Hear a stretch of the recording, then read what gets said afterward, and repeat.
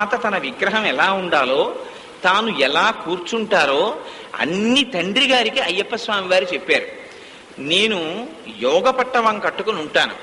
ఆ యోగ పట్టవం కట్టుకుని, అందుకే మీరు ఆయన దర్శనం చేసినప్పుడు కనపడుతుంది, ఇలా కాళ్ళు పైకెత్తి దాన్ని భక్తి యోగంతో కూడినటువంటి కర్మానుష్ఠానము అంటారు. అలా కూర్చునున్నటువంటి స్థితికి బ్రహ్మచారికి దానికి యోగ పట్టవం కట్టుకుంటారు. కట్టుకుని ఒక చేతితో ఇలా చిన్ముద్ర పడతారు, ఒక చేతితో చాలా సోయగంగా వామహస్తంతో ఇలా పాదాలు చూపిస్తూ ఉంటారు.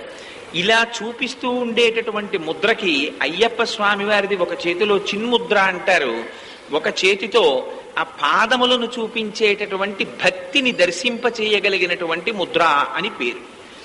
అటువంటి స్వరూపంతో ఆయన కూర్చున్నారు. మళ్ళీ కూర్చోవడంలో కూడా 41 రోజులు మండల దీక్ష చేసినటువంటి వారు మాత్రమే దర్శనానికి అర్హులు. ప్రత్యేక